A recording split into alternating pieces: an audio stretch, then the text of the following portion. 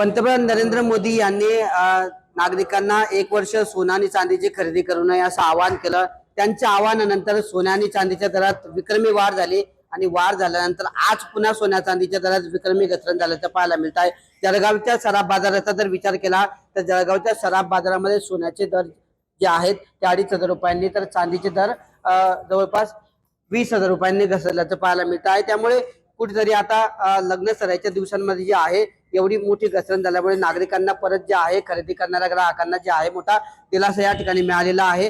मात्र या सोन्या आणि चांदीच्या घसरणीमागचं कारण काय यावर बोलण्यासाठी आपल्यासोबत सर्व व्यावसायिक दादा काय सांगणार। सोन्या चांदीच्या दरात वाढ झाली होती विक्रमी, आज पुन्हा तेवढीच घसरण झालेली आहे, काय नेमकं कारण आहे? कस्टम ड्युटी वाढल्यामुळे सोन्याचे भाव हे 10,000 पर्यंत वाढलेले होते आणि चांदीचे भाव 20,000 वाढले होते। पण हे जे भाव आहे फक्त भारतात वाढले होते, जागतिक स्तरावरती भाव परवापर्यंत तेच होते। पण काल ज्या हिशोबाने इराण आणि US जे युद्धजन्य परिस्थिती जी सुरू आहे त्यामुळे डॉलर इंडेक्स सातत्याने वाढतोय, एनर्जी क्रायसिस ही सुरू आहे, इंटरेस्ट रेट्स ही वाढलेले आहे, कुठेतरी ऑइलच्या प्राइसेस वाढल्यामुळे जे सोने आणि चांदीची जी मागणी आहे ती कमी होते। इन्व्हेस्टमेंट ही थेट जिकडे जास्त पैसे भेटतील तिकडे जाते। बाकी कम्युनिटीजमध्ये इन्व्हेस्टमेंट वाढल्यामुळे सोन्या चांदीची इन्व्हेस्टमेंट ही कमी होते सातत्याने। आणि आज एका दिवसात सोन्याचे भाव 2,500 कमी झालेले आणि चांदीचे भाव 20,000 रुपयांनी कमी झालेले। आता पेट्रोल डिझेलच्या किमतीमध्ये वाढ झालेली आहे, म्हणजे कच्च्या तेलाच्या किमती ज्या आहेत त्या वाढलेल्या आहेत, त्यामुळे सोन्या चांदीमध्ये होणारी गुंतवणूक ही कच्च्या तेलाकडे वळली असं म्हणायचं का तुम्हाला? त्याच्यामुळेच भाव घसरले?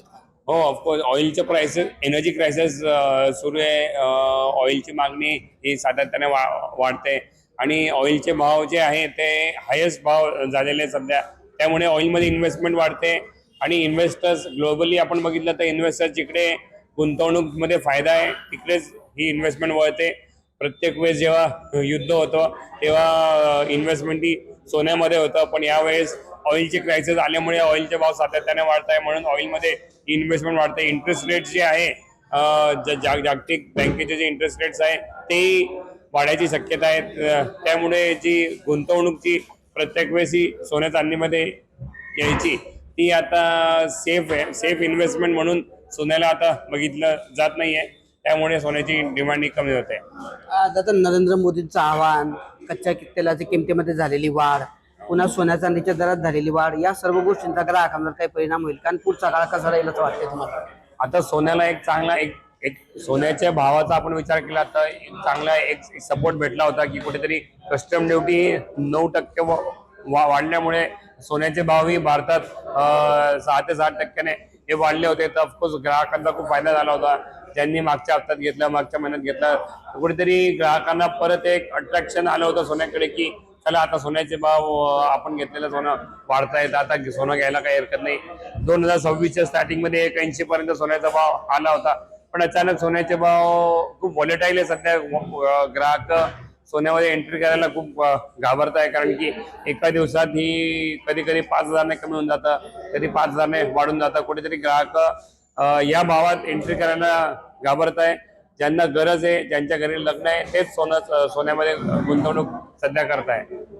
भाव कसे राहतील पुढच्या काळात आपण विचार केला जोपर्यंत युद्धजन्य परिस्थिती सुरू आहे, ऑइल प्राइसेस वाढत आहे, डॉलर इंडेक्स हा वाढतोय, इंटरेस्ट रेट्स वाढत आहे, कुठेतरी जर हा सोन्याच्या भावावरती मोठं प्रेशर येत आहे, या प्रेशरमुळे जर हे युद्ध जर प्रोलॉंग झालं अजून तर सोन्याचे भाव अजून कमी व्हायची शक्यता आहे, सोबतच चांदीचे भावही कमी व्हायची शक्यता आहे।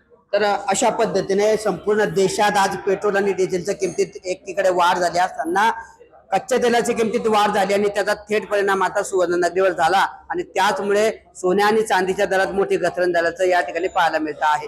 किशोर पाटील, TV9 मराठी, जळगाव।